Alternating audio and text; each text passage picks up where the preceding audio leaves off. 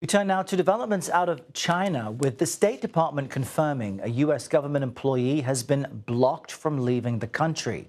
This comes as an Atlanta-based managing director at Wells Fargo has also been prevented from returning to the U.S. from China.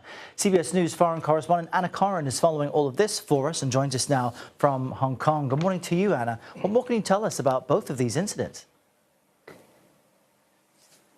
Errol, we don't have all the details. We'll be back and forth with the US Embassy in Beijing. But what I can tell you, let's start with that Wells Fargo senior executive. Her name is Chenyu Mao. She's worked at the bank for the past 12 years, based in Atlanta. We know she was born in Shanghai, and we are waiting for confirmation as to whether or not she has US citizenship. But she was in China for business and barred from leaving last week. Now, China's Ministry of Foreign Affairs says that she is involved in a, quote, criminal case.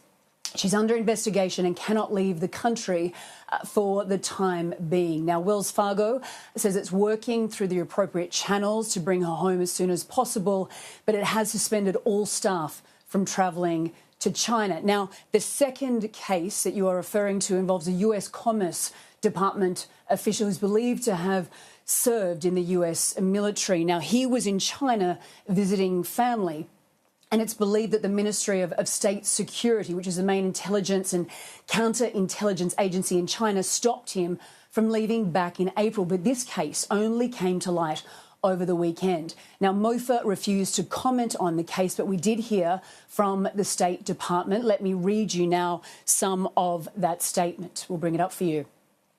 It says, we can confirm that a US Patent and Trademark Office employee, while travelling to China in a personal capacity, was made subject to an exit ban in China. We are tracking this case very closely and are engaged with Chinese officials to resolve the situation as quickly as possible. Now, Errol, that statement goes on to say that US citizens and other foreign nationals in China have been subject to these exit bans. They describe them as arbitrary and risk impacting the relationship between the US and China. Yeah, Anna, and on that point, you've got this fragile trade truce between Washington and Beijing at the moment. Are these exit bans viewed as having any impact on that, or perhaps some type of leverage? Yeah, for sure, and there are obvious questions about the timing of these exit bans, considering the US and China are in the midst of a trade war. Admittedly, both sides have reached this preliminary agreement, which they agreed to back in London last month after escalating tit-for-tat tariffs.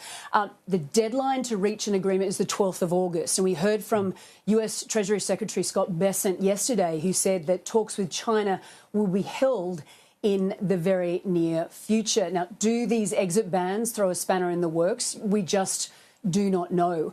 China's Commerce Secretary, I should mention, said last week that China does not want a trade war, but is not afraid of one. Now, as you mentioned, there are trade talks happening around the globe. The Philippines president meeting with President Trump in Washington today. And then there's a delegation from the European Union, including the European Commission President, Ursula von der Leyen, heading to Beijing on Thursday to meet with President Xi Jinping. This was supposed to be held in Brussels this year, but instead the Europeans are heading to China. We understand the Chinese are playing hardball in relation to tariffs, but we'll keep you posted on any developments there. Yeah. All right, Anna Coren with all the latest for us from Hong Kong, just approaching 7:10 in the evening there. Anna, thank you.